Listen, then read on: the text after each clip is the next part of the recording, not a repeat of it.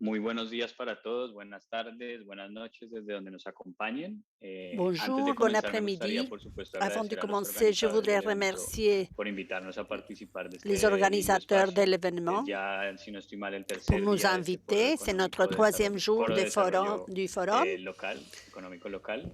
Y bueno, especialmente al programa de las et Naciones Unidas surtout para le el programme Desarrollo des Nations por Unies hacernos pour este espacio en la nous agenda faire y cet por supuesto espace a dans todos son ustedes agenda. Et quienes están merci à vous conectados el tous día de qui hoy. sont connectés Sabemos que por aujourd'hui. estos días con el boom de Nous todos estos eventos savons virtuales es qu'avec tous ces bastante événements difícil priorizar virtuels, il est très a cuál difficile atender y de donner también teniendo en priorité consideración au premier, la avoir en multiplicidad de considération la obligaciones, no solo multiplication personales, sino d'obligations laborales que tenemos en personnelles, el día de hoy. mais Así aussi du que, travail. bueno, Alors, muchas gracias por merci acompañarnos. beaucoup Les de nous recordamos que esta accompagner. sesión está siendo grabada, Cette que tiene session va traducción être simultánea, enregistrée. Il podrán y a ustedes une acceder a ella traduction a través del simultanée. Vous botón pouvez y que dice accéder à interpretación en travers la parte inferior la derecha de sus touche pantallas. interprétation qui est Puede sur la seleccionar droite móvil en la parte donde de dice votre interpretación écran para ou seleccionar de el vos canal que se téléphones ajuste mejor portables. a su preferencia.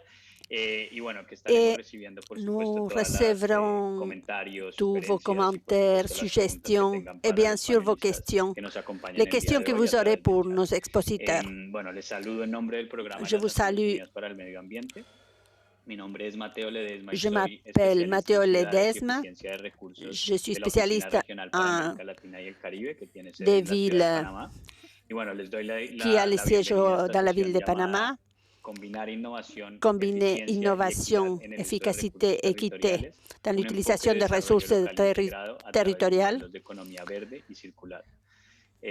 Antes que nada, Avant y tout, antes de iniciar y darle avant la de bienvenida a todos commencer et nuestros donner la panelistas, me bienvenue à gustaría hacer tous primero nos una reflexión expositeurs, je sobre la voudrais faire une importancia de los réflexion sur temas que hoy estamos l'importance discutiendo. des sujets que Sabemos que la on va pandemia parler del aujourd'hui. COVID nos On ha sait que puesto la de manifiesto pandémie muchas de las fragilidades que tienen ya o que a tenían ya montré nuestras la economías, fragilité de nos profundizando aún économies más las et a desigualdades existentes montré y haciendo les más différences visible la existantes et difícil a rendu situación de visible aquellos que cette están en situation situaciones de de ceux qui sont vulnerabilidad. en Pero al situation mismo de tiempo nos ha hecho un vulnérabilité. llamado y nos ha Et il obligado a nous a repensar appelés los aussi, nous sistemas a que obligés sostienen nuestra à economía. repenser les systèmes Mucho se de nos habla desde que économies. inició la pandemia del famoso Build Back On Better, como parle le llaman en inglés, o el reconstruir beaucoup mejor les en español. mieux Pero ya reconstruire, llevamos más de un à año ce que desde l'on que appelle. comenzó todo Ça fait esto plus y d'un an que muchos años cela atrás desde que a venimos cargando las commencé. consecuencias de las tres crisis planetarias Et a las les cuales nos crises enfrentamos, que son ont el subi cambio encore les climático, la pérdida de conséquences biodiversidad des différentes y la révolutions, contaminación, la polución. la pollution, Así que vale la les pena changements preguntarnos climatiques, si et realmente il vaut estamos la peine reconstruyendo mejor. Yo tengo de una se noticia demander muy si mala y c'est es que vraiment, la si verdad c'est es que vrai que no, la l'on respuesta es reconstruit que mieux. no, ya que un Pour reciente moi, informe non, à de mon avis, non, parce la que organización para la d'après que le yo dernier trabajo rapport en colaboración con la de Universidad de Oxford l'organisation par analizó laquelle los je paquetes de travaille, recuperación económica que a los países analysé les están poniendo en marcha paquets para hacer frente a esta crisis. Y este documento et registró que ce hay document a enregistré 14,6 qu'il y a billones de dólares en gastos 14,6 anunciados en billions los 50 de países frais más grandes en el año 2020, qui de los ont cuales des pays 1,9 les plus billones de développés dólares, et el 13%, 1,3, se destinaron a medidas de 13% recuperación a largo ont plazo. été donnés Y de pour des ellos, solo mesures 341 mil de millones de dólares, reconversion. el Et 18%, ce a n'est que iniciativas 18% qui ont de été recuperación consacrés à des ecológica. initiatives de De manera récupération que ya écologique. tenemos algo, es un inicio, pero es muy C'est un necesario début, aumentar la mais il escala faut y la ambición augmenter de estas l'échelle et inversiones. l'ambition de ces Esto teniendo en investissements. cuenta que todos Tout estos ejemplos cela más si on prend prometedores de compte políticas de que recuperación verde y ces ecológica politiques se vertes et encuentran écologiques concentradas en sont un pequeño grupo concentrées de dans países un ricos. très Sin petit groupe de embargo, pays. esperamos que a Cependant, medida on espère se avance que la vacunación dès que la y se despliegue vaccination como toda avance et qu'il y ait un contención déploiement la pandemia del COVID, pour, disminuya la pour cette necesidad de ese pandémie gasto en diminue, materia de rescate y aumente el impulso la del gasto transmission est para coupée, recuperación. donc il est un peu Esto difficile de presenta continuer à quizás traduire. la mayor oportunidad que hemos C'est tenido la a la plus fecha grande para redirigir el opportunité curso de las emisiones de gases de efecto invernadero y alinear el gasto con los pour objetivos de la Agenda 2030. réduire les Pero por effets eso es mucho y más des gaz à importante effet que de nunca serre. promover y fortalecer diferentes C'est pour cela intervenciones de qu'il política pública e faut inversiones que nos renforcer les encaminen hacia una politiques recuperación justa, internationales pour eficiente une y sostenible. récupération juste, Diversas son las efficace teorías et que ya durable. existen y que nos hablan de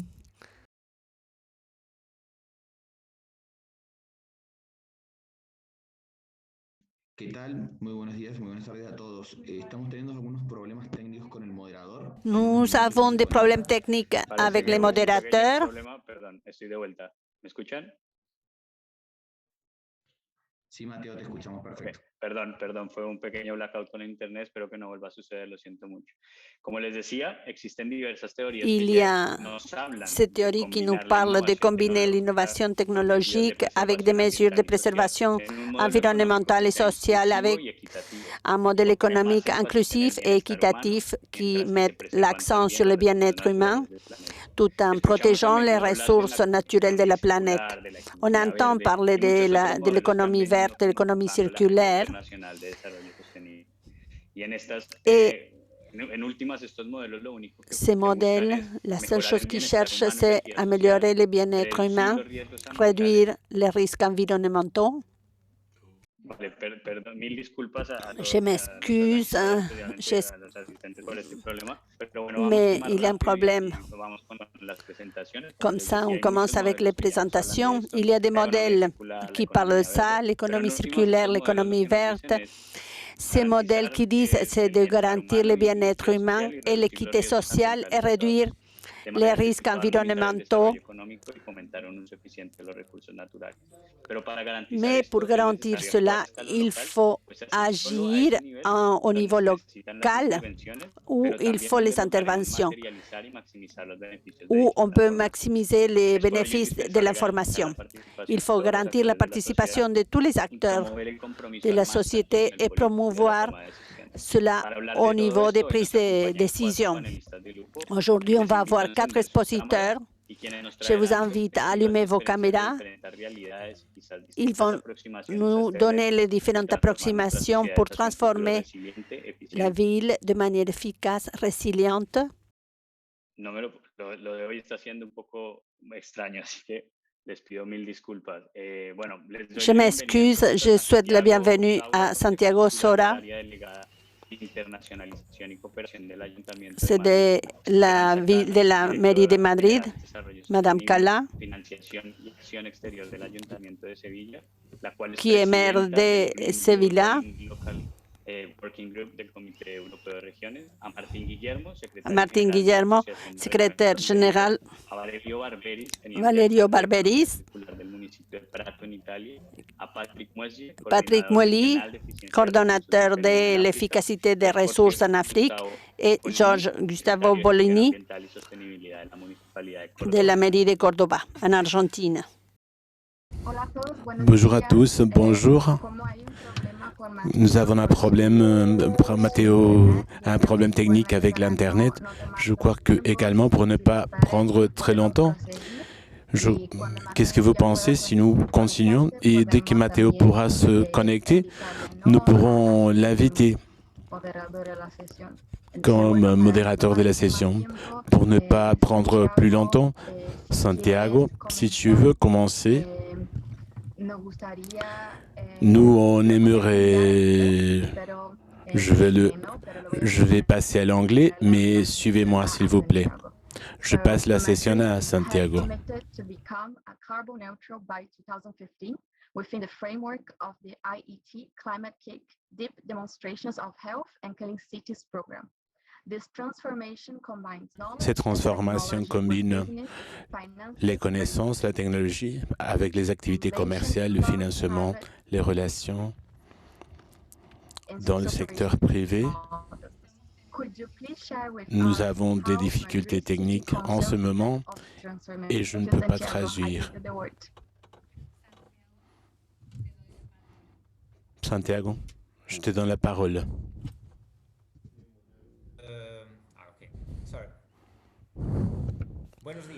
Bonjour.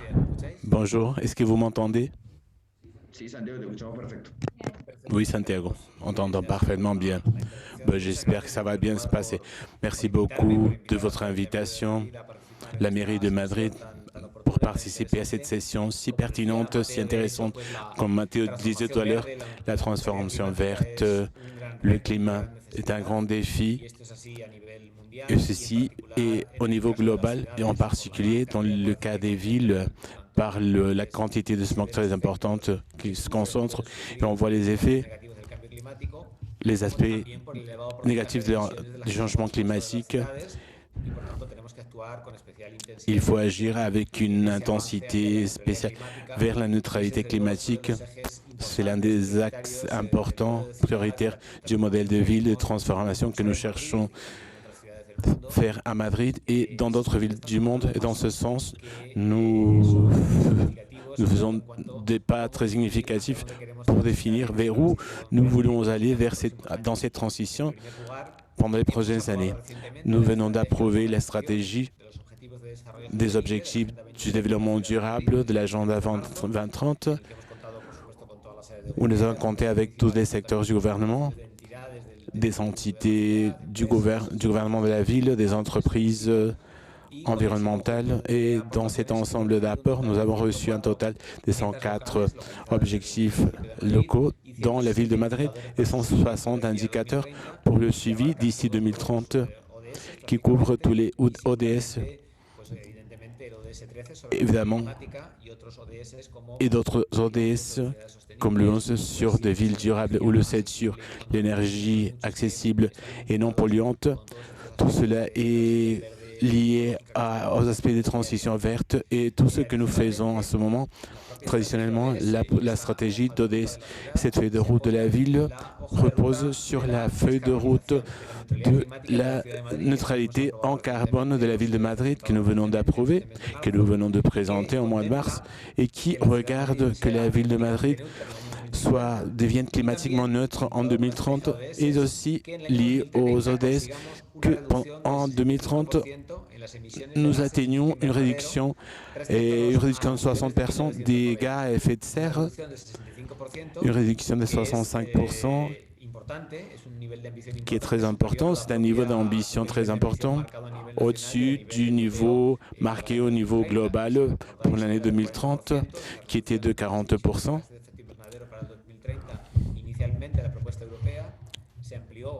Cette proposition européenne a été élargie de 40% à 55%. Mais à Madrid, nous voulons arriver à 65% pour l'année 2030. Pour ce faire, pour utiliser cette feuille de route, pour ce processus significatif, nous comptons, comme tu disais tout à l'heure, avec la collaboration de la mairie de Madrid avec Climatic, qui est la plus grande initiative européenne sur le climat financée par l'Institut européen et technologie. Madrid a déjà démontré pendant 2 ans comme une ville exemple des climatiques. Des villes propres. Madrid en est une des 15 villes européennes qui travaillent dans ce sens en collaboration internationale avec Climatic. Le travail fait, ce travail de ville exemple, est d'obtenir une plateforme multi-acteurs, une plateforme multi-collaboration privée-publique dont l'objectif est de concevoir ensemble des projets innovateurs qui accélèrent la décarbonisation. Le groupe impulseur de ce travail de Madrid est composé par la ville de Madrid et par l'Université Polytechnique et Vielle, qui ont obtenu des fonds de climatique pour travailler avec Madrid comme ville exemple. Donc la mairie de Madrid a créé un groupe interdépartement où nous avons des représentations de tous les secteurs liés au climat. Environnement, urbanisme, d'autres secteurs, innovation internationale et des secteurs liés au financement. Le financement et la liaison avec le tissu national dans cet objectif de ville verte. Et la mairie est le propriétaire des problèmes et des défis de la ville et dans quel secteur il faut agir pour avancer dans cette feuille de route. Et nous avons obtenu, à travers ce travail, que la mairie accompagne et s'enrichisse avec d'entreprises, même culturelles, pour rendre ces transformations possibles.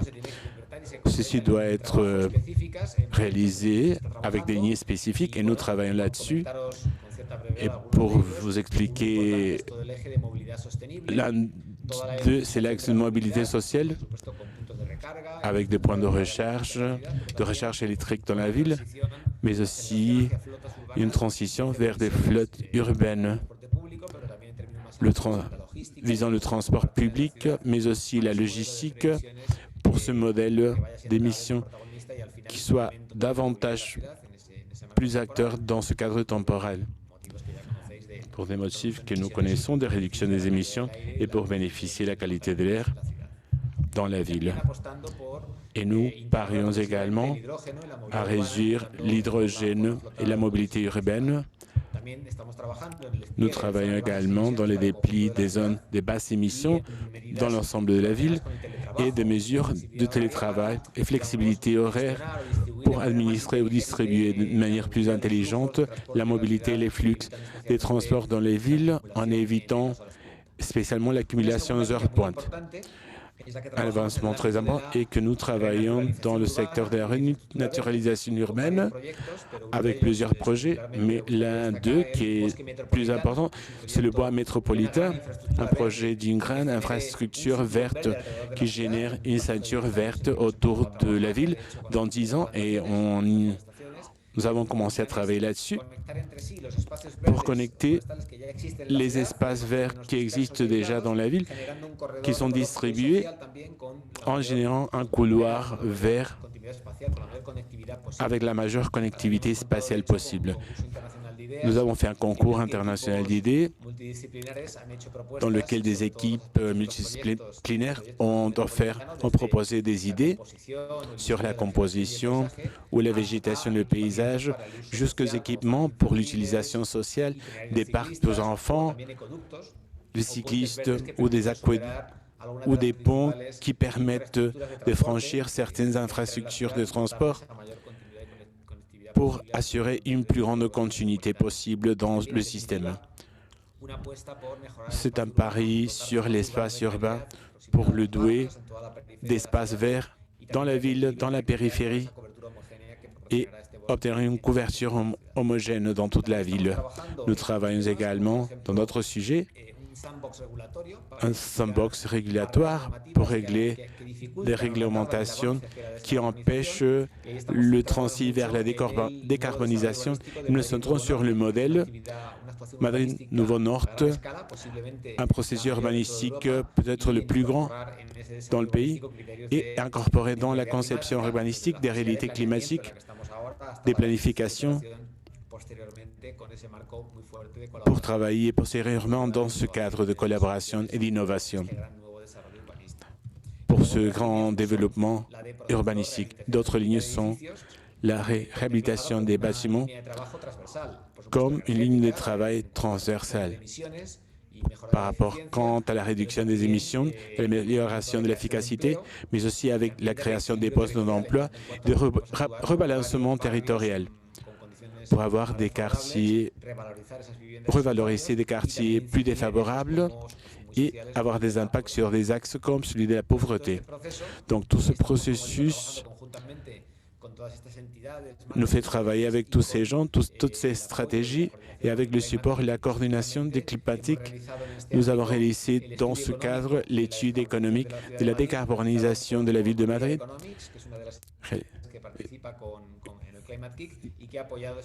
qui a soutenu ces études économiques, qui a alimenté la feuille de route de notre ville vers le changement climatique. Je voudrais mettre en évidence que cette étude a mis en évidence que le retour des investissements pour la décarbonisation sont supérieurs aux 30%.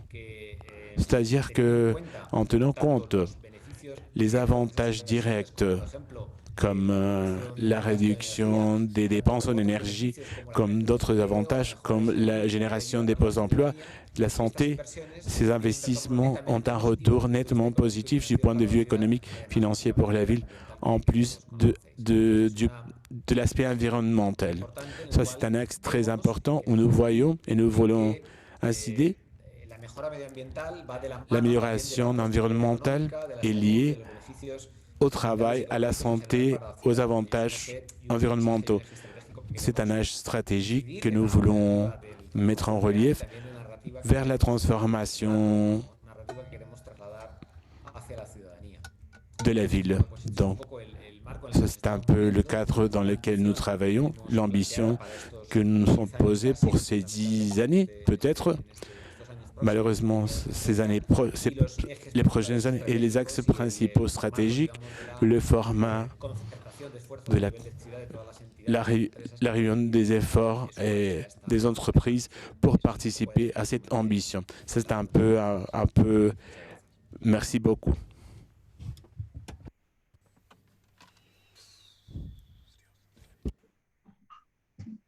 Thank you very much. Very urgent to have all the initiatives as a climate kick. So without further ado, Merci de tes commentaires sur tes initiatives sur le changement climatique. Je voudrais passer à Esperanza.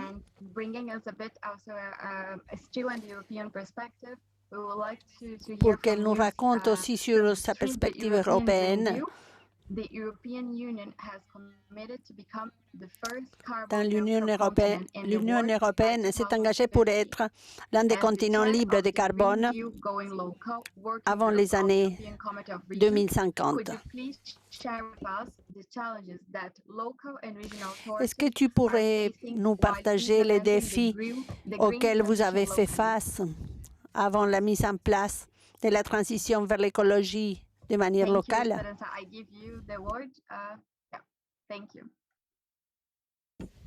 Tu as la parole, Esperanza. Merci. Okay, thank you very much.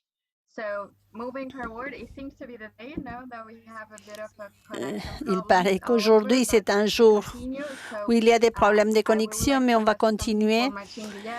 Nous aimerions demander quelque chose à Martin Guillermo, secrétaire général de l'Association régionale frontalière européenne, pour qu'il nous donne son point de vue de l'Europe. Si 40% dans les secteurs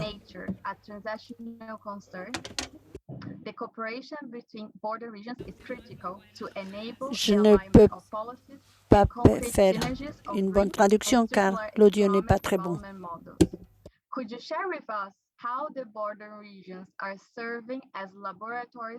Est-ce que tu pourrais nous dire comment les régions frontalières servent comme orientation et dans ce sens?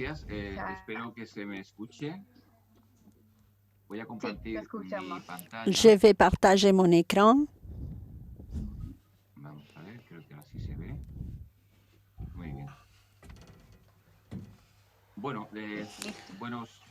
Bonjour.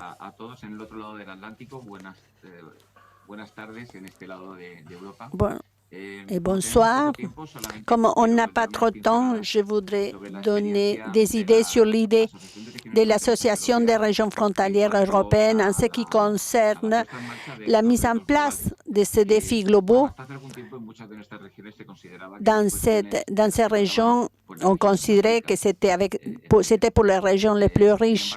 Mais les dernières années, nous avons vu qu'il y a un grand besoin de défis partagés et nous avons considéré les régions frontalières comme un espace unique où il faut intervenir de manière un peu chirurgicale. De passer à faire partie des défis globaux, les changements climatiques, c'est celui qui nous a tourné vers cette direction. On a dû lutter contre des traditions et des expériences au niveau local. Dans ces domaines, il y a toujours un manque d'asymétrie, même si l'on parle d'espace dans l'Union européenne, il y a un manque d'asymétrie entre les dispositions et on voit cela quand on parle des aspects environnementaux. Les régions frontalières suppose une grande partie de l'Union européenne, mais la plupart, c'est des périphéries. Alors, dans plusieurs années, nous allons dû être mobilisés. Nous avons dû mobiliser beaucoup d'acteurs pour essayer d'avoir un niveau d'accès aux services semblable à celle des citoyens habitant dans des régions les plus habitées, qui ont les plus de transports, etc. Alors, nous considérons que les régions frontalières forment partie des succès des différentes régions. Alors, quand on parle des services publics et des ressources environnementales, on ajoute une très grande valeur. De cette manière, on considère que ces régions, ce sont comme des petits laboratoires où on peut essayer beaucoup de choses en faisant très peu de dommages et où il y a beaucoup de bénéfices.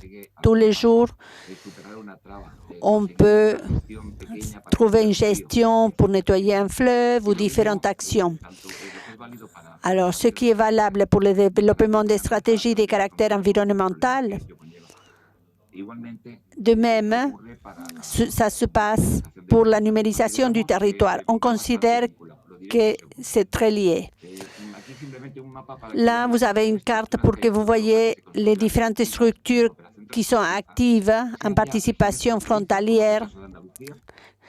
En Andalousie, là, par exemple, vous avez Séville, que j'espère que nous pourrions écouter son représentant, mais il y a aussi des structures des régions qui ont été créées les 60 dernières années. Mais cela ne se passe pas seulement en Europe. On voit aussi que ça se passe dans des frontières extérieures, etc. En Amérique latine aussi, vous pouvez voir sur la carte en haut, sur la gauche, une grande coopération des régions frontalières. Alors, c'est vraiment produit du bas vers le haut. En Amérique, en Afrique orientale, on voit aussi que cela se passe. Et on travaille aussi à Jérusalem, par exemple. Là, les éléments de migration jouent un rôle très important et il y a eu la pandémie et quand on pensait avoir toutes les réponses, les questions ont été changées. Et nous avons vu comme une opportunité dans ces révolutions en matière de gestion conjointe, des services publics ont été mis sur table. Les frontières ont été fermées, les États ont fermé leurs frontières, mais après, on a dû les ouvrir parce qu'on a découvert qu'il y avait une relation. On s'est rendu compte que c'était vital pour les habitants. Nous avons voulu aussi montrer que c'est très important pour les changements de mentalité, pour les énergies renouvelables. Si on ne tient pas compte les éléments de frontières, ça serait impossible à le faire. Tout cela, c'est valable pour les services publics, pour les services essentiels, et c'est valable aussi pour les urgences globales comme l'émergence climatique. L'Union européenne a établi pendant la pandémie une série de priorités, mais aussi pour les fonds de reconstruction, sur 4 axes fondamentaux. J'ai mis là, sur la diapo, une économie qui utilise le moins de carbone. Tous les programmes européens doivent avoir un élément climatique. Alors, tout le monde est en train d'apprendre. On n'avait pas cette expérience et maintenant, on doit l'avoir. Mais je pense que pendant la pandémie, on a une plus grande conscience de travail conjoint. Donc, on est beaucoup mieux préparé pour répondre à la post-pandémie, pour les changements climatiques et les changements démographiques. Tout cela dans l'Union européenne va nous concerner. On parle des régions qui travaillaient avec le charbon pour travailler avec l'hydrogène. Et c'est là pour gérer les patrimoines naturels. Même si aujourd'hui on a identifié beaucoup d'autres brèches dans la gestion conjointe des patrimoines culturels, mais on est en train d'avancer et cela doit être enrichi. Et des activités comme celles dont on participe ne peuvent qu'aider à cela. C'est très important, c'est pour cela que je voudrais remercier. Il est très important de connaître ce que des villes comme Madrid le fait, Séville. On va écouter aussi ce qui s'est fait depuis Cordoba, mais tenir compte de ces régions, car on peut avoir des aspirations et des aides pour pouvoir développer quand on ressent qu'on n'a pas de capacité et surtout voir ce que les autres ont fait. Alors, nous espérons que cette présentation et tout ce que nous avons fait ait servi au moins à éveiller l'intérêt de ceux qui nous ont écoutés. Merci beaucoup.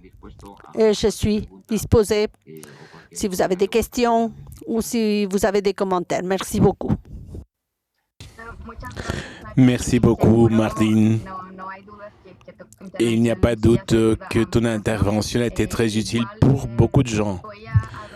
Mais je vais également voir si nous pouvons retourner à Esperance pour voir s'il a déjà résolu ses problèmes techniques et pour écouter un peu plus sur l'expérience de notre gouvernement local. Esperanza, est-ce que tu es avec nous?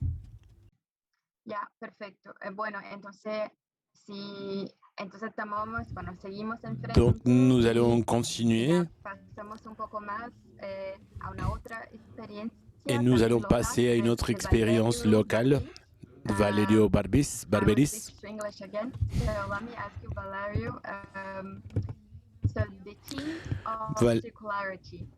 Monsieur Barberis, les équipements de circularité ont toujours été liés aux différents aspects des villes.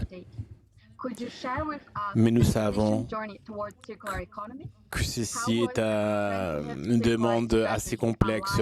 Est-ce que tu peux nous expliquer comment avez-vous implémenté des stratégies circulaires liées également à des politiques régulières et en synergie avec de multiples acteurs, y compris le secteur privé et la citoyenneté?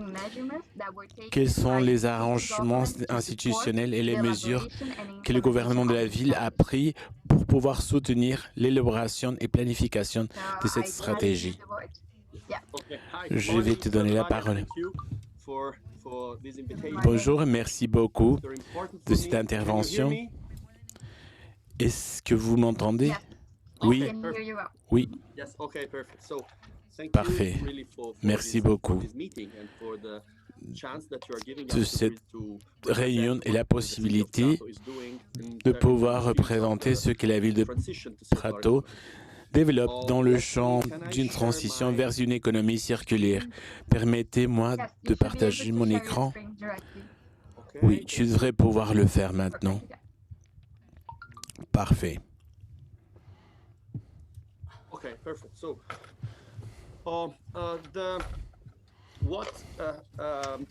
Bien. Spécifiquement, la ville de Prato est une ville européenne qui se trouve aux 200 000 habitants.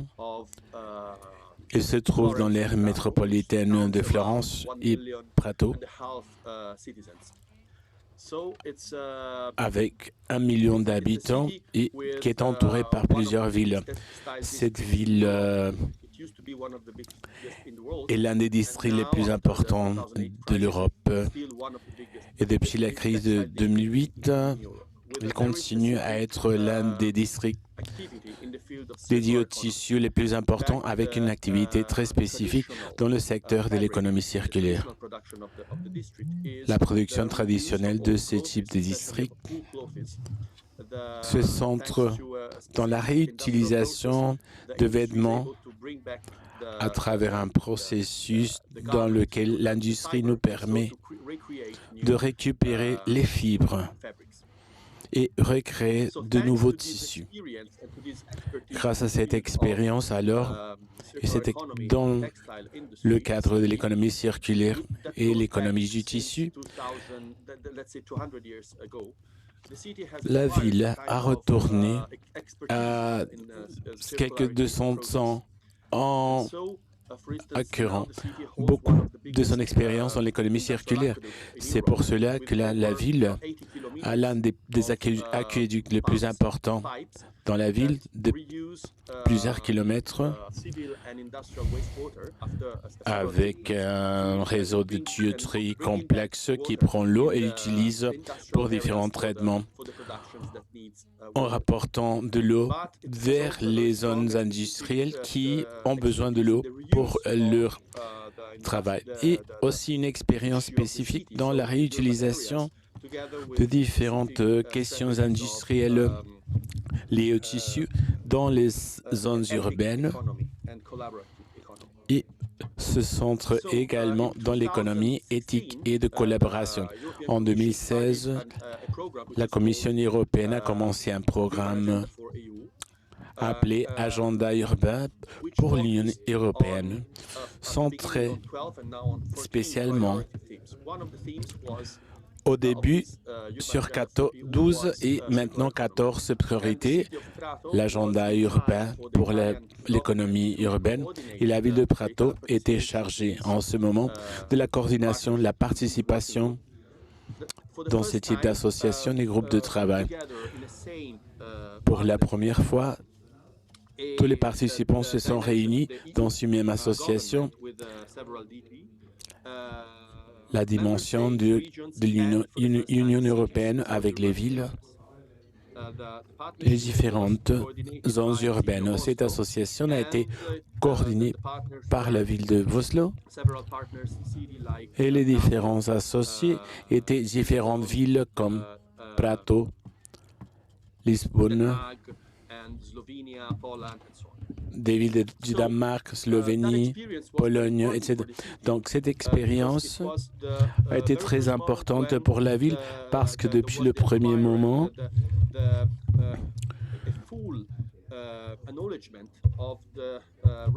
des grandes connaissances ont été acquises, des connaissances très importantes sur l'économie circulaire et les approches de l'économie circulaire au niveau européen.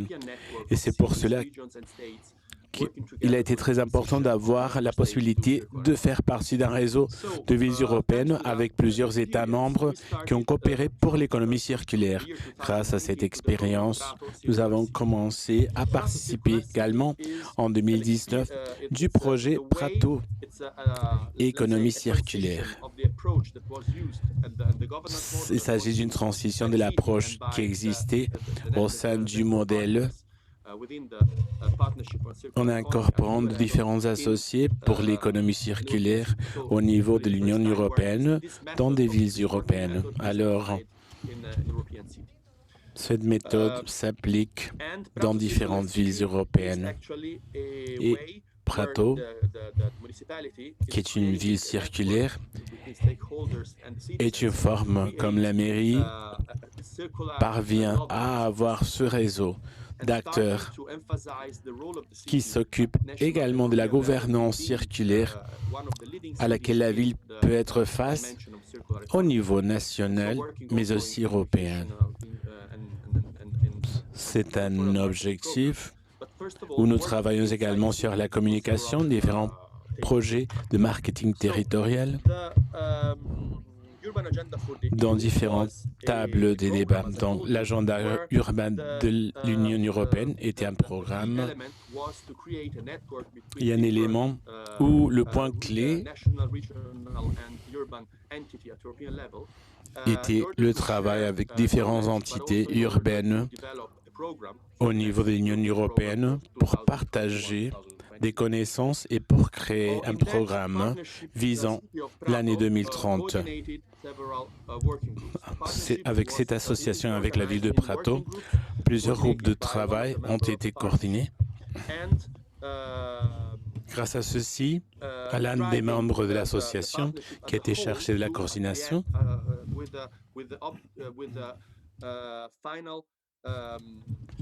et cette association nous a menés également vers l'objectif final de création d'un projet final d'économie circulaire.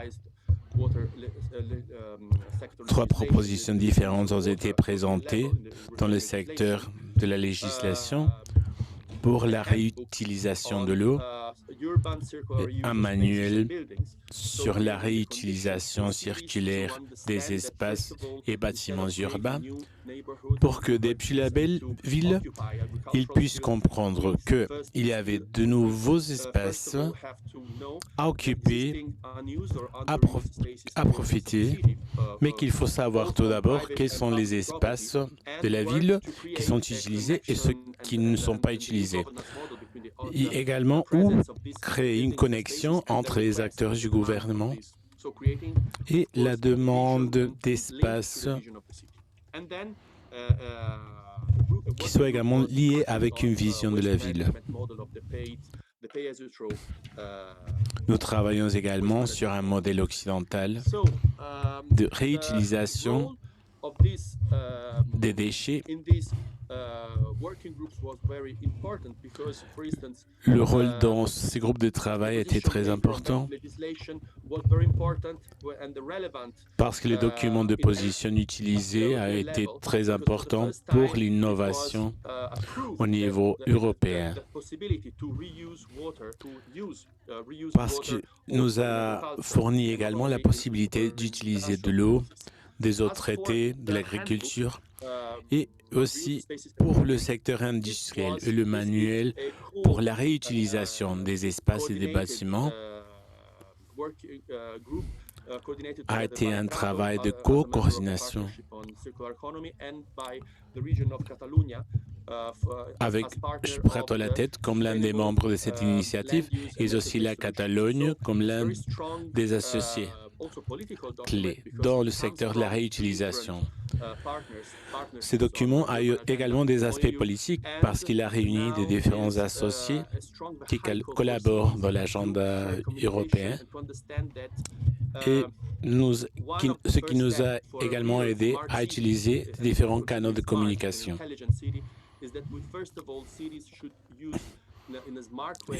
Et en tenant compte des villes intelligentes et leurs ressources,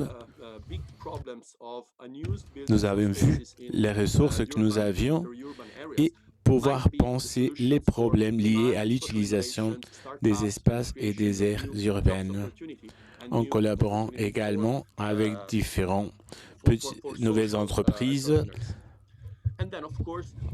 et des entrepreneurs sociaux. Bien sûr également le sujet des déchets dans le cas de la gestion urbaine. La plus grande approche et la plus solide dans la ville de ce qu'une ville peut faire pour améliorer la gestion des déchets au sein du modèle de l'économie circulaire et l'implémentation de ces systèmes. Regardons rapidement comment le programme de Prato, Ville circulaire, peut être incorporé dans les objectifs de développement durable. Nous travaillons à partir de 2014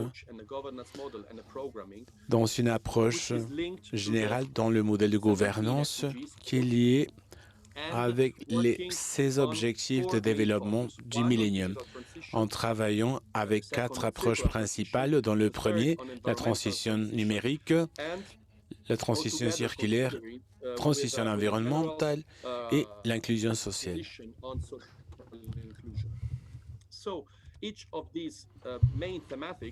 Donc, chacune de ces thématiques principales possède et a été également traduite dans différents projets, dans le projet Prato Smart City, lié également avec notre agenda numérique du gouvernement national. Ceci nous a également aidé à générer un autre projet orienté vers l'incorporation des 5G dans la ville de Prato. Et dans notre district, passer la transition numérique du secteur du tissu, qui a été également un point de départ qui nous a aidé à améliorer les modèles de production d'économie circulaire. Quant à la transition environnementale, la ville travaille très fortement dans plusieurs programmes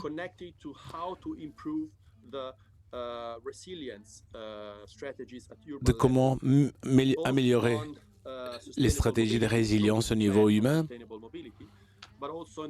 pour la mobilité durable, mais également la mobilité des logistiques. Pour nous aider à planifier les différents changements et planifications en Europe et aussi avec certaines activités spécifiques, ce que l'on considère également comme une stratégie pour la santé publique, pour la résilience urbaine, aussi des stratégies industrielles afin que notre district du tissu ait la possibilité de réunir et de passer certaines évaluations et classifications de notre programme afin d'atteindre une marque, arriver à une empreinte du carbone zéro. Quant à la transition circulaire, la ville de Prato travaille dans deux différents niveaux. D'un côté, nous avons la ville qui continue avec les processus de valorisation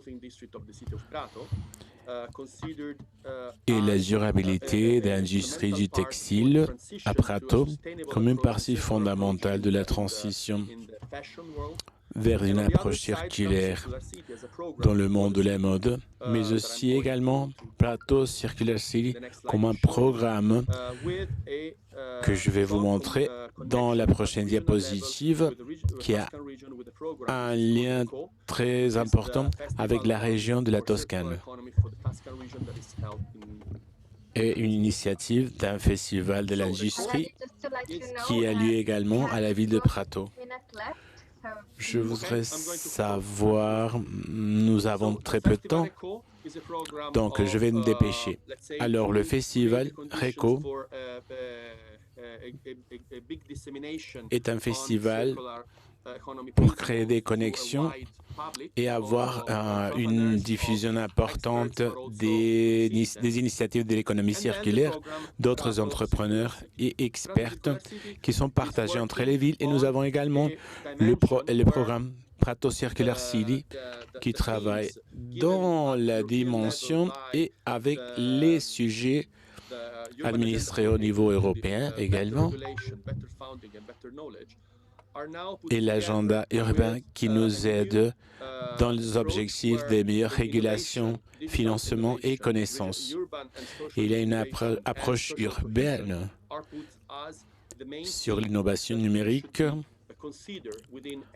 en tenant la cohésion comme le principal élément à considérer dans n'importe quelle décision prise.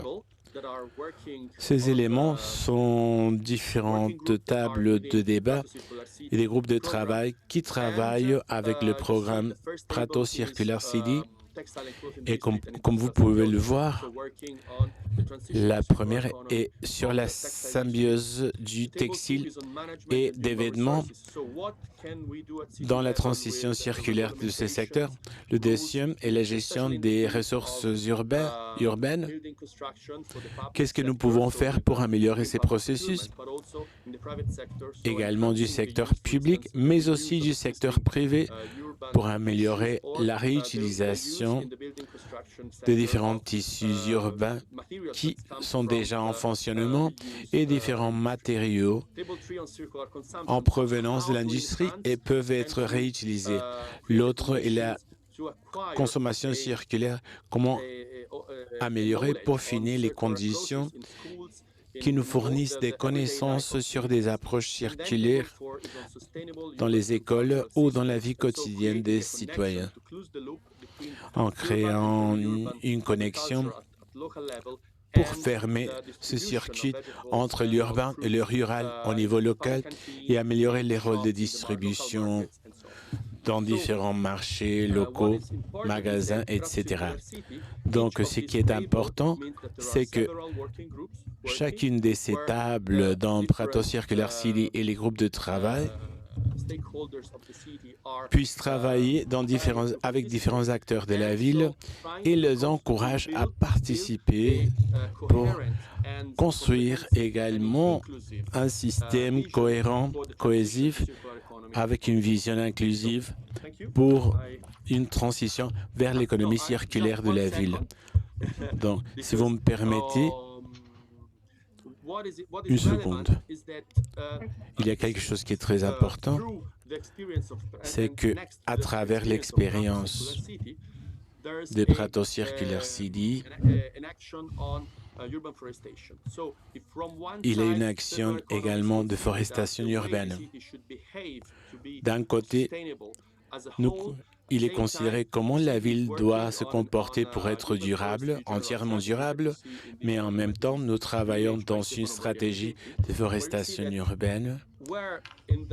Et vous pouvez voir que les zones où il y a des bâtiments dans la ville, dans les tissus urbains de la ville, la partie industrielle,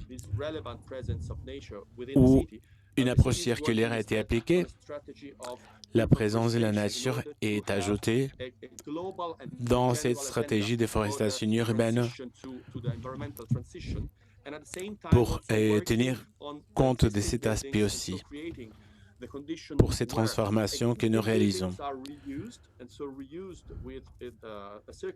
Différentes initiatives sont également créées en créant également les bâtiments, en utilisant le bâtiment existant dans la ville pour créer de nouveaux espaces pour l'innovation sociale et les fonctions publiques, mais également en travaillant avec des solutions basées sur la nature et différentes techniques pour pouvoir créer d'autres conditions.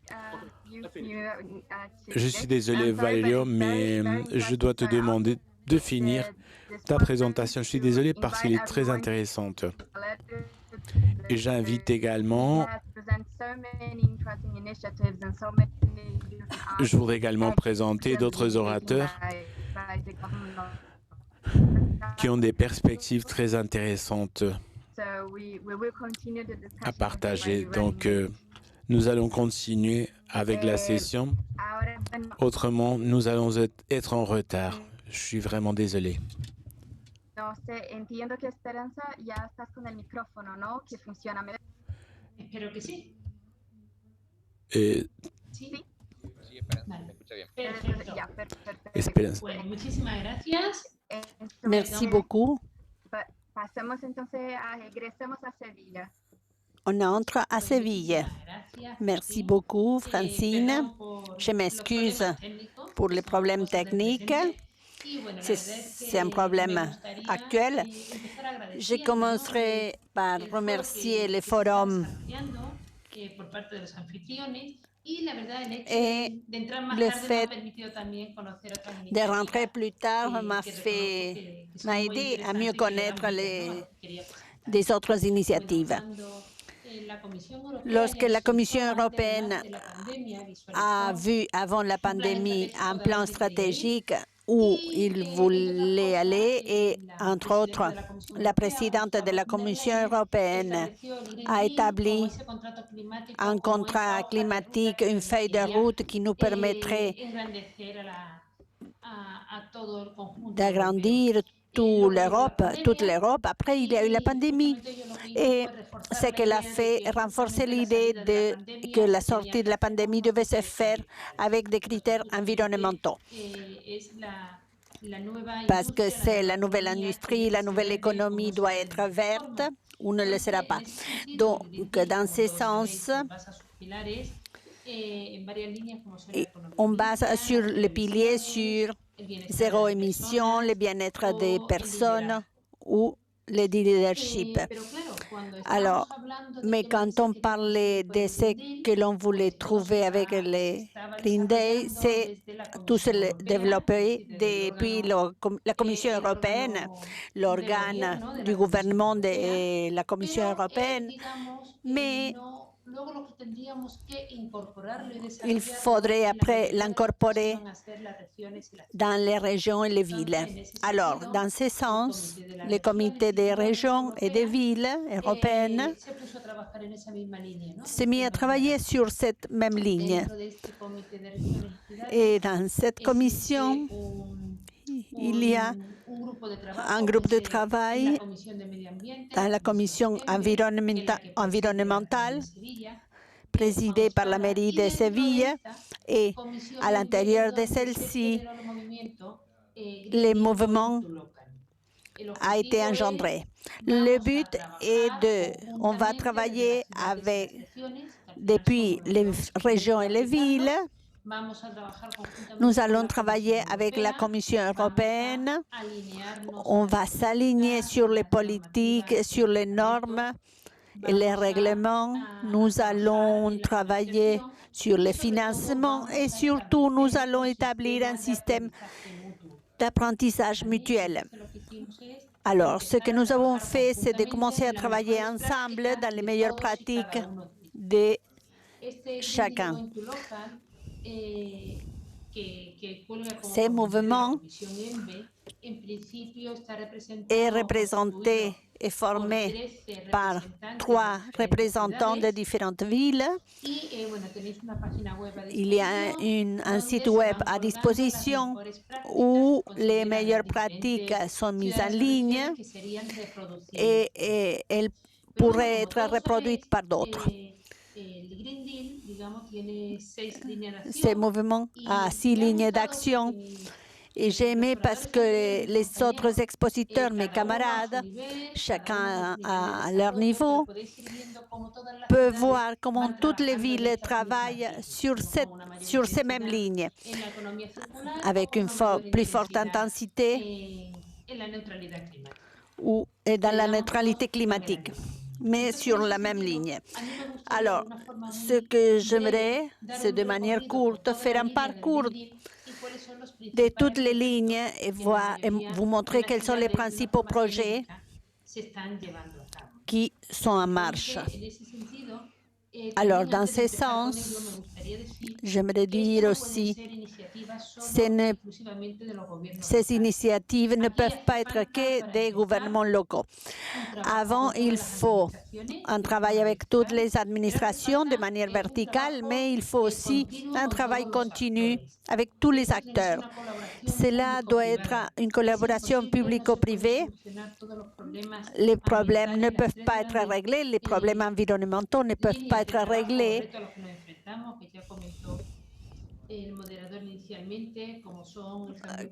tout comme le modérateur l'a dit, la pollution et tout cela ne peut pas être réglé que par les administrations. Chacun dans son rôle, depuis les consommateurs, les générateurs d'économie, les générateurs de connaissances, ceux qui génèrent les opinions, tout le monde doit travailler pour trouver ces défis, pour arriver à ces défis. Le défi est très grand, très important.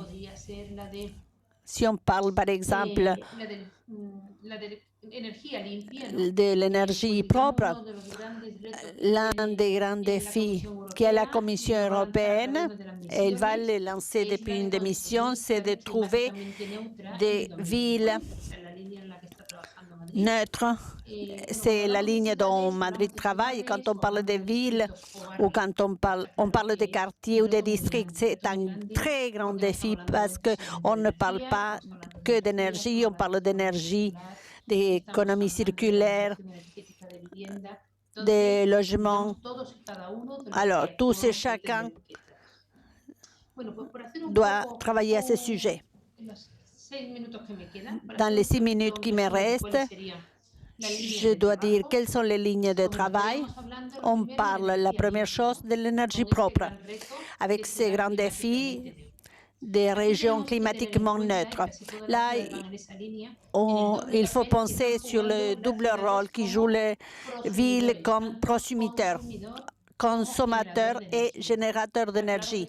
C'est clair que de plus en plus, les territoires distributeurs va être distributeur d'énergie en tant qu'espace public ou privé, sur le sol, mais aussi sur la terre. Alors, c'est pourquoi il faut un exercice, un très grand exercice, de comment organiser, comment structurer. Jusqu'à maintenant, tout cela n'était pas réglé. Alors, comment structurer les relations? C'est très important aussi, les nouvelles communautés énergétiques. Nous avons la régulation en Europe de pouvoir échanger des énergies. Tous qui sont à moins de 500 mètres, c'est bien dans le rôle, dans le papier, mais comment la ville y fait face? Comment céder ces espaces pour l'énergie? Quand on parle d'énergie propre, on dit aussi ce n'est pas que nous, en tant que consommateurs, on doit faire toute cette énergie, sinon de déterminer à quelle entreprise on veut embaucher pour qu'elle distribue cette énergie. Alors, le public et les privés doivent faire un effort à essayer que la distribution d'énergie reçue soit de type renouvelable. Dans le cas, là, je parle de la ville de Séville. Toute l'énergie consommée par la mairie ou ses entreprises sont d'énergie de type renouvelable. Alors, quand on parle d'énergie propre, on parle aussi de toute la transition énergétique qu'il faut faire, non seulement en ce qui concerne la consommation ordinaire de l'éclairage, du logement, des services. On parle aussi des services publics. On parle d'une transition énergétique dans l'eau, dans les déchets, les logements, le transport surtout, la transition énergétique dans le transport. Et je lis ça au rôle qui ont les villes. On ne peut pas demander aux citoyens de changer la manière de passer à une transition énergétique si, par exemple, on ne sait pas que les villes soient énergisées. Alors, j'aimerais parler aussi de la construction efficace, un point très important dans les villes. Et là, j'aimerais parler de 2 lignes de travail. L'une serait la rénovation et construction efficace de l'espace public, la récupération de l'espace public pour les citoyens, la récupération des espaces à la faveur du piéton et contre la voiture. Et cela nous amène à l'élimination des barrières et cela nous amène à repenser les villes. Il faut repenser les villes. Ça doit être des villes polycentriques où les citoyens puissent faire toutes les gestions dont il a besoin sans trop se déplacer. Mais on parle aussi de la réhabilitation du logement. Quand on parle de cela, dans la plupart des cas, on parle des logements peu efficaces énergétiquement, mais aussi des logements qui ont une certaine ancienneté. Donc, il faut faire cette transformation énergétique. Mais je reviens au public privé. Là, les administrations locales, ce ne sont pas les seules qui doivent y travailler. Il faut compter avec l'industrie, avec d'autres acteurs pour qu'en temps et en forme, on puisse faire ces transformations-là. J'aimerais aussi consacrer quelques minutes à la mobilité durable. Nous avons avancé quelque chose, mais il y a une nouvelle mobilité unipersonnelle.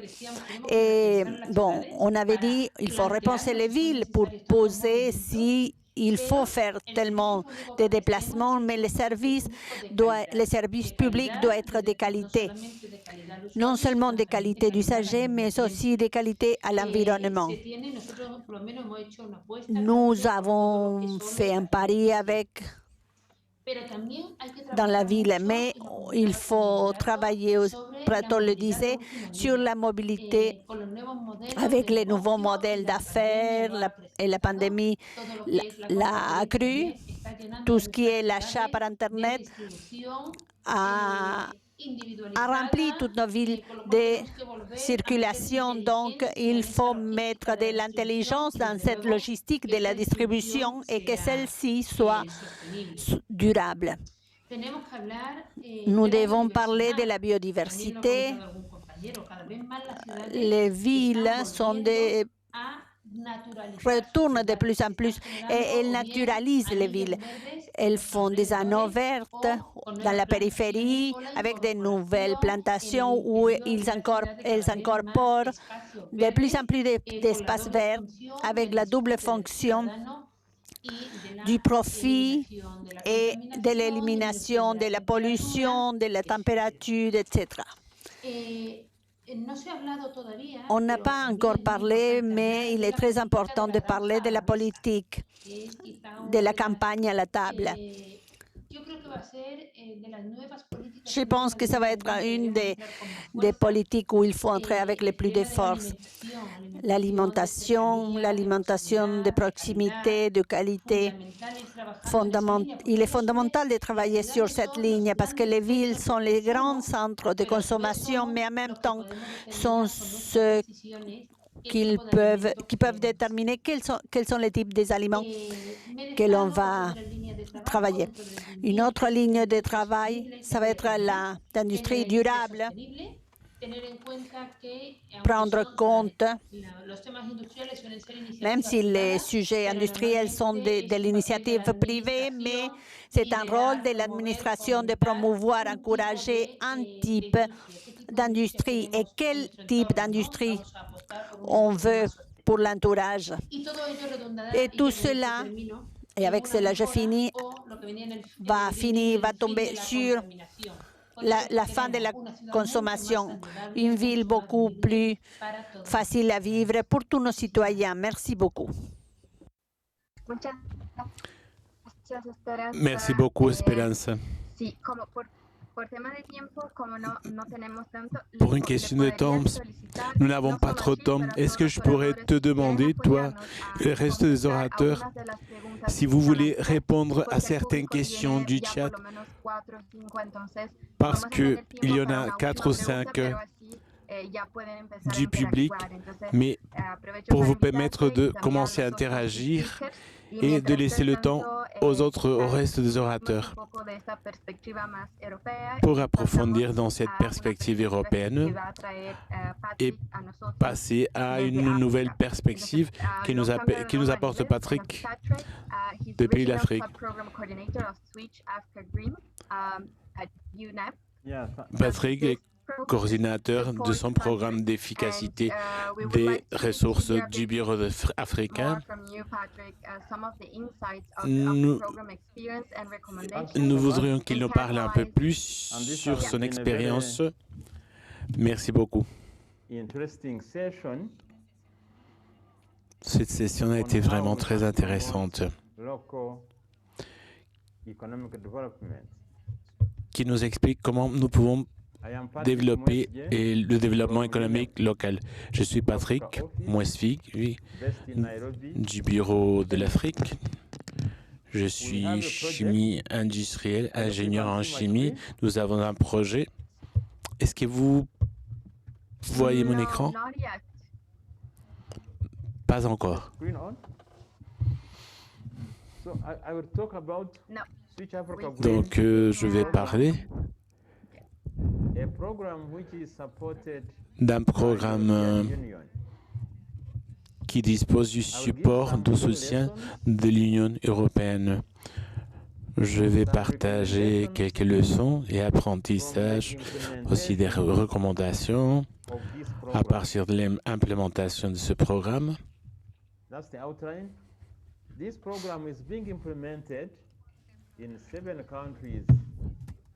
Ce programme est déployé dans 7 pays de l'Afrique. Et comme vous pouvez le voir sur Kenya, Ouganda, l'Afrique du Sud, le Ghana et Maurice, nous avons plusieurs objectifs, mais le principal est de garantir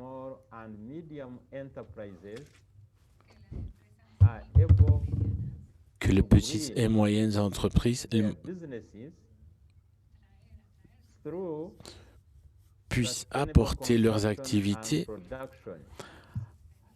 à travers des concepts et de la production durable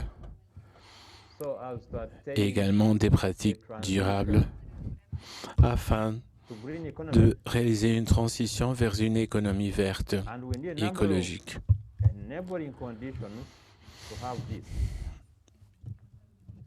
Il y a beaucoup de conditions qui nous permettent d'y parvenir. Le programme a 3 composantes. Politique d'appui, c'est-à-dire travailler avec les gouvernements. Le développement des activités qui travaillent avec les secteurs privés. Et ensuite, la composante des réseaux pour l'amélioration des niveaux régionaux et sous-régionaux et nationaux de chaque pays.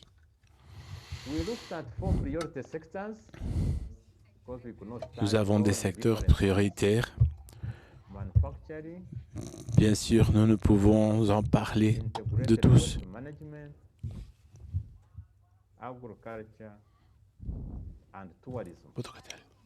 L'agriculture, le tourisme, la gestion intégrée,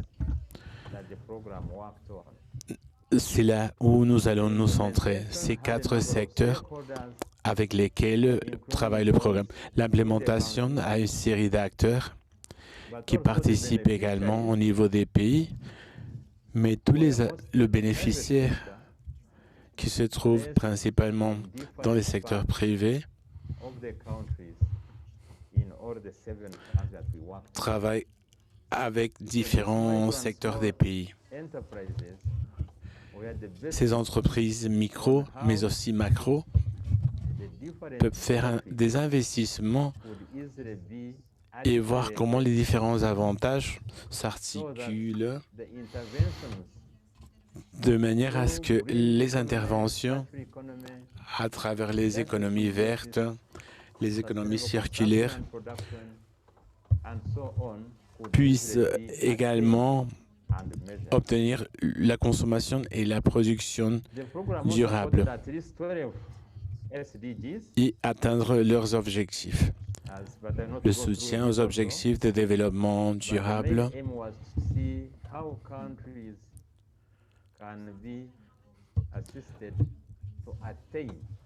les principaux parlent de comment les différentes villes peuvent recevoir de l'aide pour atteindre les différents aspects que nous posons à partir de nos objectifs de développement durable. Nous travaillons avec 3000 entreprises micro, petites et moyennes depuis Eswebo. Nous travaillons pour atteindre ces objectifs en respectant toutes les directives et réduire les coûts. des revenus et des matières premières, améliorer la productivité. Il y a également une série de travaux verts qui ont été créés, d'emplois verts, qui nous permettent d'améliorer les revenus, mais aussi de faire des améliorations au niveau de la santé pour tous les travailleurs et travailleuses et les secteurs environnants. Je vais vous donner 2 exemples pour ne pas approfondir davantage. Le premier est l'implémentation de cette symbiose dont nous parlions en utilisant les matières premières pour créer de nouveaux produits.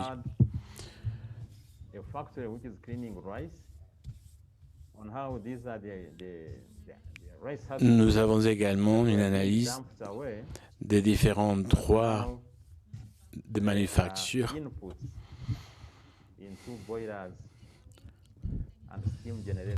qui tient compte également de la forme des processus où les matériaux sont incorporés pour le traitement et la fabrication.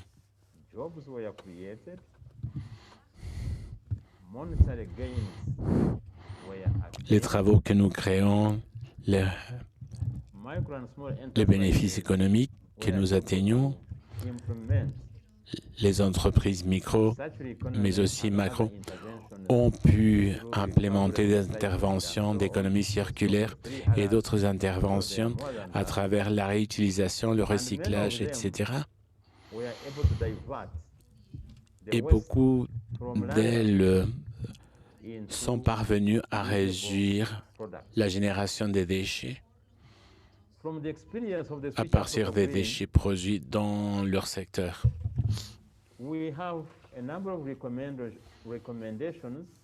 Nous avons également plusieurs recommandations issues du programme, parmi lesquelles nous pouvons mentionner que nous devons informer tous les efforts pour nous assurer que nous ne sommes pas en train de faire les choses exactement de la même manière. Parce que ça, c'est ce qui est moins habituel. L'accès au financement est l'un des grands défis et l'incorporation de nouveaux mécanismes de financement pour ces petites entreprises et les entrepreneurs et entrepreneuses locaux, locales et clés. Bien sûr, nous nous centrons sur les efforts locaux de chacun des pays. Il est nécessaire de faire un changement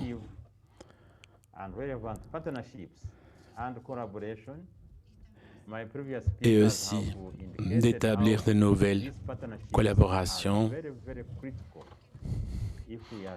qui sont très utiles pour nous et nous indiquent que tous ces types d'associations ont toujours été très utiles pour faire une différence en ce que nous essayons de changer dans chacune de nos sociétés, pour implémenter également une économie de transition, des interventions d'économie circulaire, des interventions d'économie industrielle, etc. Nous intégrons plusieurs approches avec différents exemples que nous avons vus de l'Europe et qui nous ont montré comment il est possible d'intégrer les différentes interventions et comment nous pouvons faire une différence en nous appuyant sur l'efficacité que nous pouvons atteindre des deuxièmes nations à partir de différents gouvernements, secteurs. Il existe un besoin d'accès au marché également.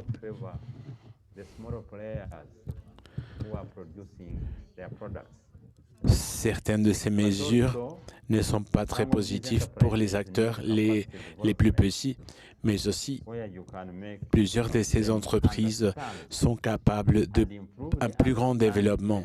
Alors, nous devons comprendre et améliorer notre compréhension sur l'implémentation des secteurs d'intervention afin d'améliorer la circularité et la solidarité de l'économie. Excuse-moi, Patrick, Je veux te dire que tu as une minute. Nous avons produit également des rapports par rapport au tourisme de l'agriculture, fabrication et la gestion des déchets intégrés à la fabrication. Et voilà certains exemples de ce qu'il est possible de déployer dans chaque pays. Chaque pays est différent, mais ces rapports vont vous donner un aperçu sur les moyens de réaliser tout ce dont nous avons parlé avec différentes entreprises micro et macro qui agissent comme des partenaires dans des efforts. Donc, je vous remercie de cette opportunité de partager nos expériences. Et avant de m'en aller, je voudrais mentionner qu'il existe un autre programme sur lequel nous travaillons au niveau local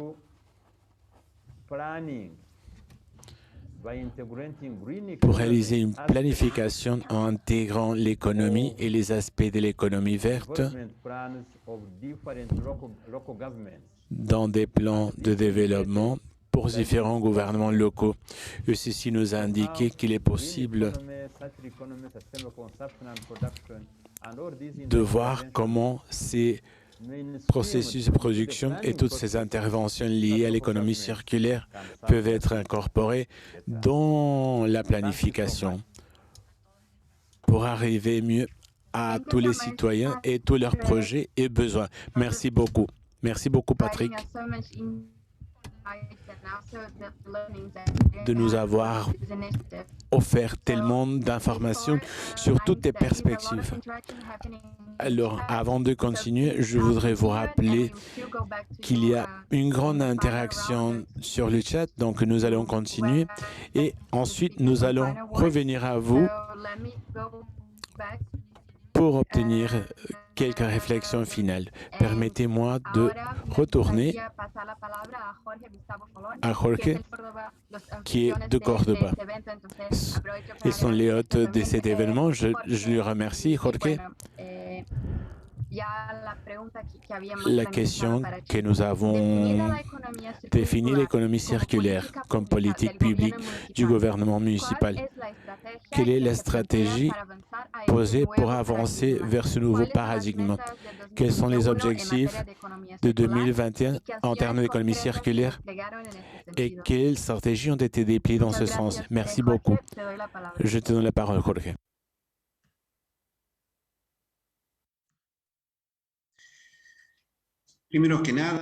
Avant tout, soyez les bienvenus. C'est un plaisir de vous avoir à la maison, même si c'est virtuel.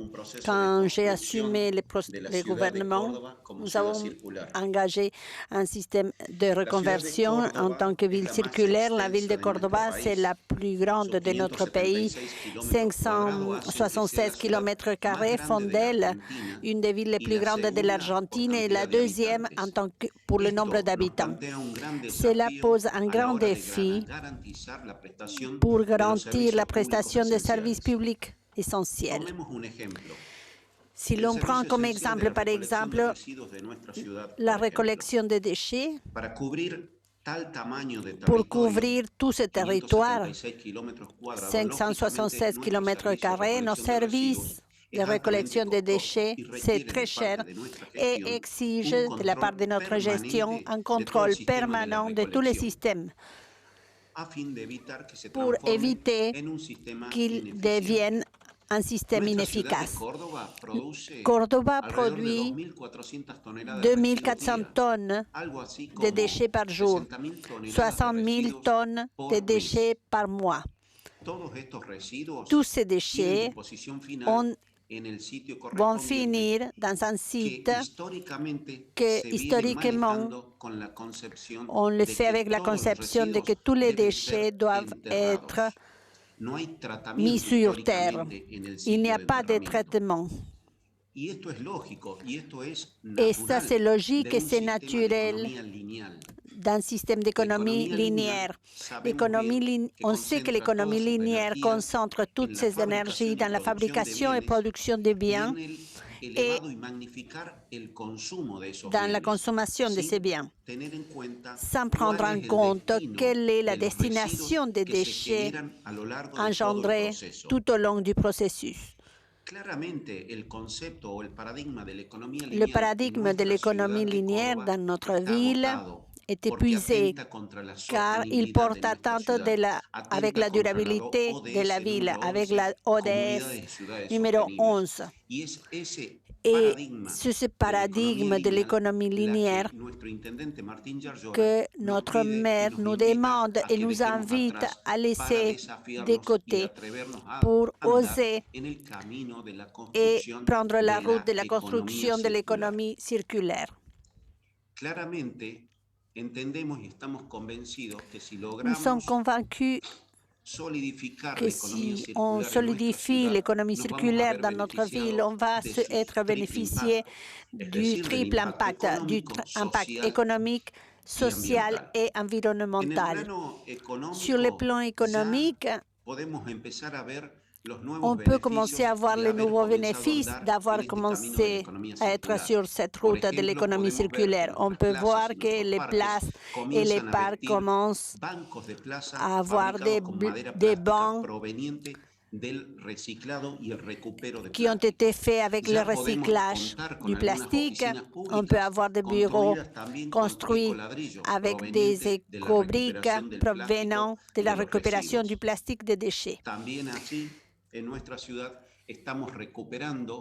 Nous sommes aussi en train de récupérer des puces pour embellir les places et de la terre fertile venant du compostage. Notre maire a aussi décidé d'avancer pour que toute l'embauche publique, tous les chantiers publics prennent en compte des produits de l'économie circulaire. Sur le plan social, les bénéfices de l'économie circulaire sont très positifs. À Cordoba, il y a environ 400 coopératives et d'autres organisations sociales vivent du recyclage lié à l'opération des déchets et un très grand nombre de personnes qui vivent du transport des déchets. Ce segment social est sous l'assistance de l'État avec des plans de subventions sociales. Alors, l'économie sociale vient renforcer l'économie populaire, l'économie sociale, c'est-à-dire que nous sommes convaincus que l'économie circulaire va produire des postes de travail, va améliorer la sécurité du travail et la santé aussi. C'est l'intention de ce gouvernement d'avancer dans la légalisation de toutes ces personnes qui vivent du transport de déchets. Notre gouvernement a le défi d'habiliter, d'autoriser ces personnes qui vivent dans la clandestinité, légaliser leur activité en tant que transporteur ou éco-transporteur avec la fiscalisation et contrôle de leur activité pour qu'ils commencent à développer de nouveaux revenus avec ces nouveaux postes de travail. Et le plus important, c'est qu'il abandonne progressivement le système de transport actuel. C'est avec des chevaux pour les remplacer avec d'autres moyens de transport et du transport à pied. En ce qui concerne le social, les bénéfices sont innombrables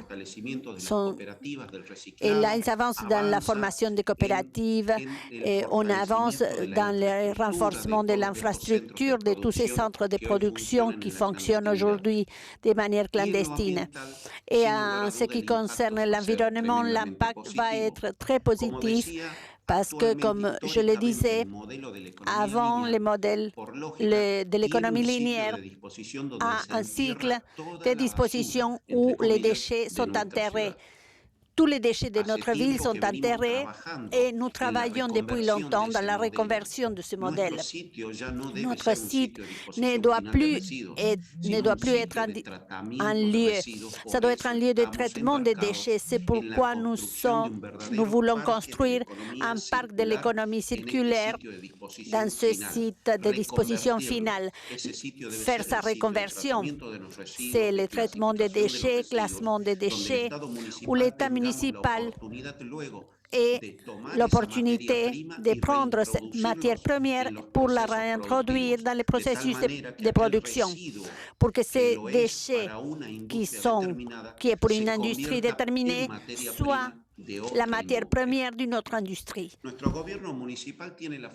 Notre gouvernement est convaincu que cette réalité va être changée par l'économie circulaire. C'est pourquoi c'est une politique de l'État, c'est une politique publique de la gestion de notre maire, Jarjora.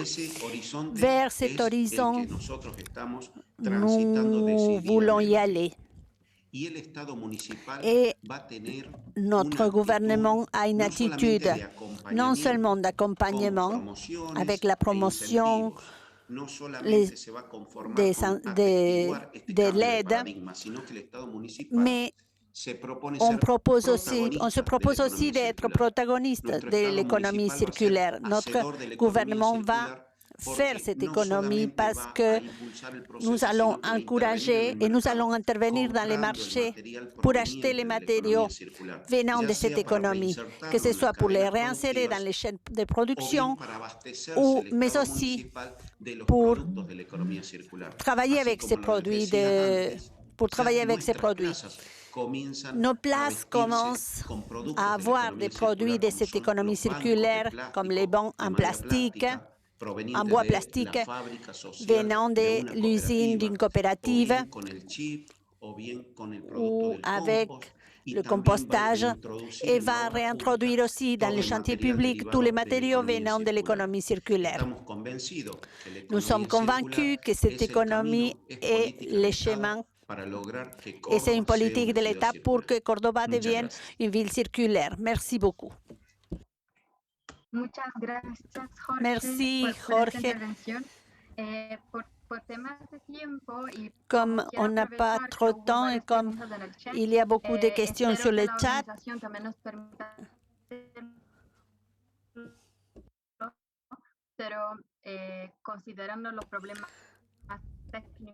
comme il y a beaucoup de problèmes techniques,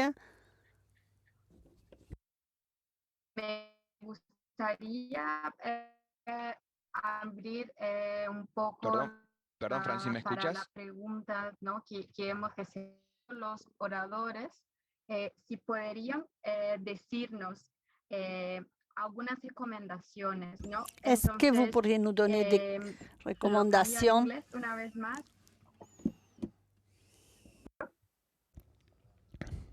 Bonjour à tous et toutes. Nous avons un problème technique. Moi, je reprends la conversation pour fermer. Ce que je voudrais dire à la fin, c'est établir de petites conclusions. Donc, nous avons quelques minutes. Je crois qu'on n'a pas trop de temps. Est-ce que vous pouvez nous confirmer le temps que nous avons encore pour les orateurs pour qu'ils puissent faire des conclusions finales? Nous avons quelques minutes, Jana, pour une ronde finale avec les orateurs.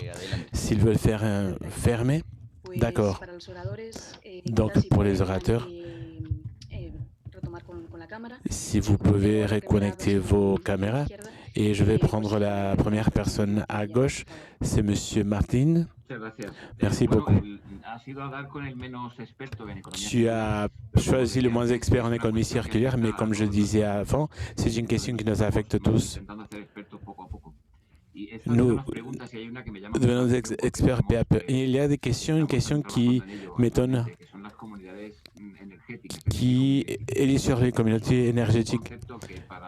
C'est un concept qui, pour la plupart des mairies, était inconnu. Seuls les gens qui étaient très impliqués le connaissaient, mais il a explosé pendant ces derniers mois. Et je crois que ceci peut répondre à une question qui est posée très souvent. C'est comme les mairies peuvent s'adapter à cette innovation quand ils ont très peu de ressources. Il est clair qu'il doit y avoir un apport international de soutien des États, mais il est très important que les mairies s'associent. Ces petites communautés peuvent faire de grandes choses. Merci. Merci, Martine. Je donne la parole à Esperanza. Oui, merci beaucoup. Je vais un peu résumer de voir ce que j'ai vu, d'après ce que j'ai vu sur le...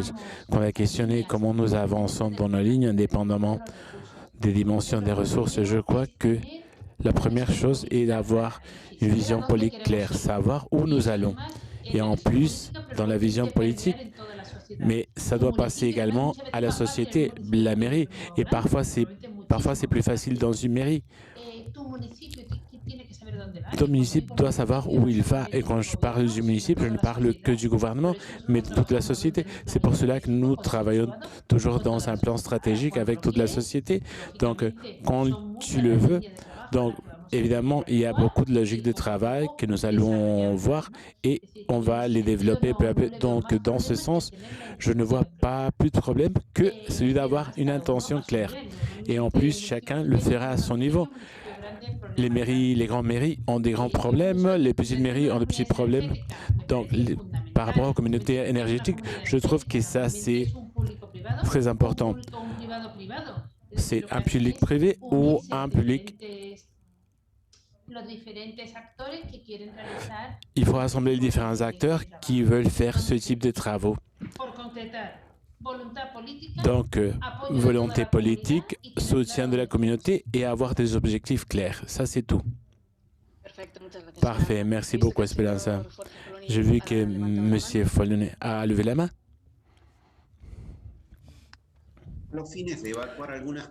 Je dois répondre à quelques questions que je reçois sur le chat et je dirais principalement qu'il y a une question qui me demande des indications ou que j'exprime quelle est la forme d'inclure le secteur privé dans ce nouveau modèle d'économie circulaire que nous posons depuis le gouvernement municipal. Et je vous raconter qu'il y a très peu de temps, nous avons lancé le premier créneau d'économie circulaire du pays. Et cet espace qui est le créneau va être la table de débat et d'articulation de tous les secteurs. Surtout dans ce créneau, nous allons incorporer environ 60 entreprises et nous allons continuer pour ajouter davantage d'entreprises privées. Et dans cette même table, il y aura également des coopératives du secteur du recyclage, en plus des 7 universités publiques et l'État municipal avec la présence de leurs entités ou organismes qui travaillent exclusivement dans le secteur de l'économie circulaire. Cet espace est une table d'articulation des dialogues, d'écoute et spécialement de conception d'économie publique en termes d'économie circulaire pour générer des propositions de modification des ordonnances municipales et les réglementations pour préparer le chemin vers une économie circulaire. Aujourd'hui, la réglementation de la ville met en relief les concepts de disposition finale, les ordonnances, et ce concept est celui qui doit être remplacé par des mots et des termes comme traitement sur la place des déchets. On m'a également consulté comment nous pouvons avancer contre le fléau des tas de déchets clandestins. Notre ville a 161 espaces pour les déchets à ciel ouvert. Ces espaces sont également le résultat d'une économie linéaire. Donc, ce type d'économie, ce qu'elle a fait, ce qu'elle vient, comme elle ne considère pas la variante du traitement des déchets, elle produit un encombrement des espaces d'enterrement des déchets qui, historiquement, étaient enterrés et, d'autre côté, génère la prolifération des espaces clandestins pour les déchets à ciel ouvert. Comment est-ce que nous allons avancer contre ces fléaux? Comment est-ce que nous allons avancer vers une Cordoba durable? Donc, autour de la ceinture, nous allons installer des centres d'accumulation et des centres de rassemblement de déchets qui vont être opérés ensemble avec le coopératif de la ville pour faire un classement, une récupération, un entassement, et puis l'État municipal va acheter ces tas de déchets pour les inclure dans le circuit de l'économie circulaire de la ville. Et quant à la question de la réglementation des toits verts, une ordonnance approuvée en 2016, nous évaluons la modification de cette ordonnance pour qu'elle soit applicable dans la pratique. Merci beaucoup.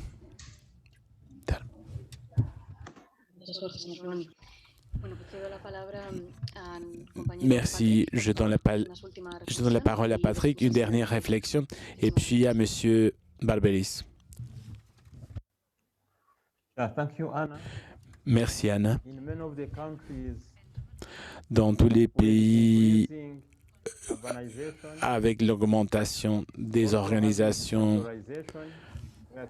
et la décentralisation, tout ce qui est fait au niveau local, je pense que le moment est arrivé que si nous voulons que le secteur public soit le leader de la croissance, il est important que ces débats soient faits au niveau national, local, mais aussi dans le secteur privé. Pour parvenir à cette inclusivité, nous avons différents types de sociétés, y compris les femmes et les étudiants.